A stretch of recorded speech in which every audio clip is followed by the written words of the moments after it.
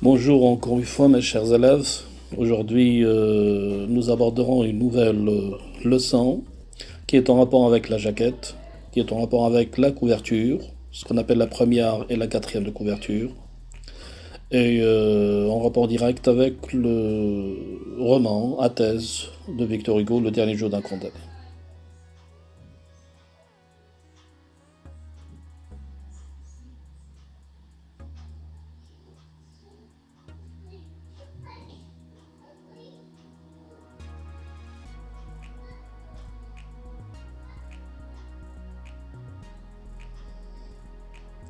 Alors la jaquette est composée de deux éléments importants. La première de couverture et la quatrième de couverture. La première de couverture est définie comme une couverture qui se trouve à la première page extérieure d'un livre. Elle est aussi appelée plat de devant dans le cas des livres cartonnés. Elle n'est pas numérotée et accueille généralement le titre et le nom de l'auteur de l'ouvrage. Il ne faut pas la confondre avec la quatrième de couverture.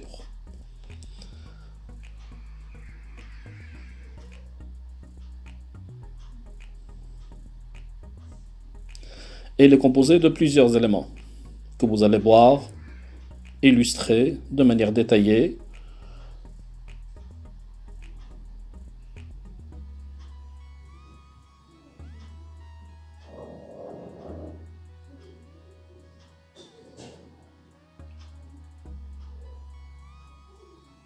Mais on abordera tout simplement la collection la plus fameuse, l'édition la plus fameuse qu'on peut trouver dans notre pays, c'est la collection Al-Umma.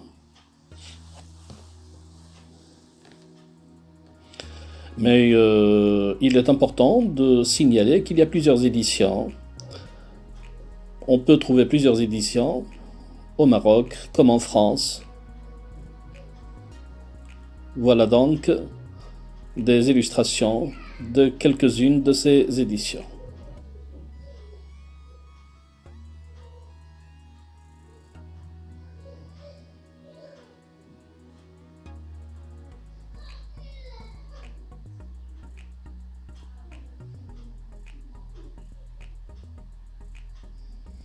On commence donc l'étude de la première de couverture. On voit très bien sur la première de couverture qu'il y a deux éléments importants, ce qui est dessiné et ce qui est écrit. L'image de l'arrière-plan, on remarque que c'est le moment de l'exécution du condamné par les indices suivants. Il y a des personnages, un lieu et des objets.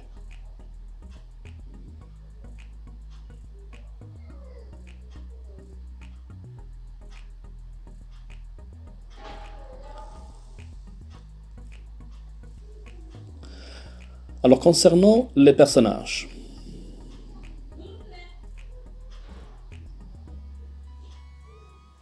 on remarque la présence de 5 personnages.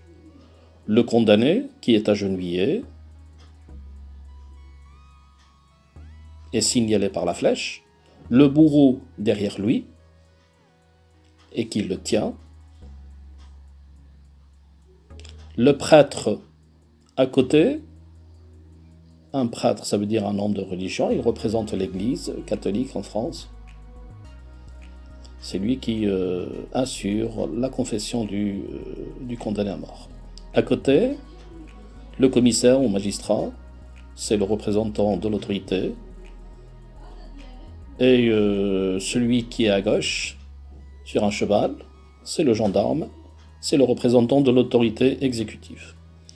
La foule derrière, ces 5 personnages, même s'il n'est pas clairement visible, mais il y a derrière ces personnages une foule. La foule représente tout simplement les habitants de Paris qui se présentent à la place de Grève pour assister à ce spectacle. Le lieu maintenant. Il s'agit de la place de Grève. Alors actuellement on l'appelle plus, il se trouve à Paris, mais actuellement on l'appelle plus la place de Grève, on l'appelle la place de la Révolution.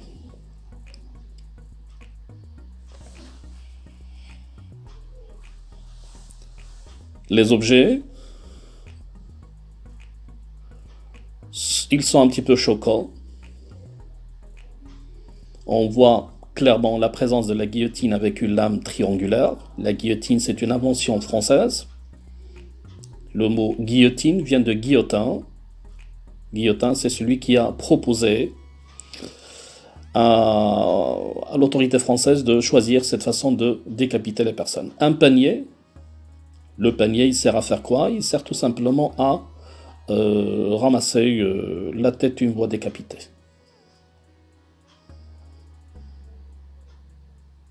La première de couverture englobe aussi ce qui est écrit, en plus de ce qui est dessiné. Alors on voit très bien deux éléments écrits de deux façons différentes, deux couleurs différentes, deux graphies différentes. Le nom de l'auteur, en haut, c'est Victor Hugo. Et en bas, en majuscule, le titre de l'œuvre. Les couleurs sont utilisées pour différencier tout simplement l'appartenance de ces éléments. Ces deux éléments révèlent beaucoup d'informations. L'histoire se limite dans le temps, dans un jour. On parle d'un condamné, il est condamné à mort, c'est la fin de ses jours.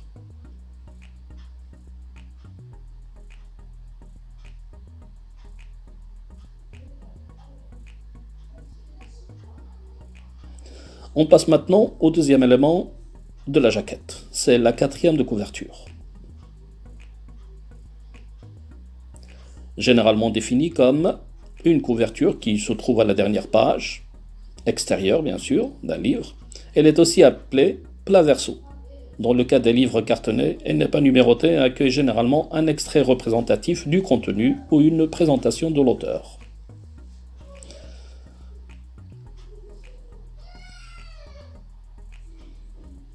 Dans la collection Al-Umma, elle est composée de deux éléments. La photo de Victor Hugo, le romancier. Elle est en noir et blanc. Bien sûr, c'est la technique de photographie qui était présente à l'époque.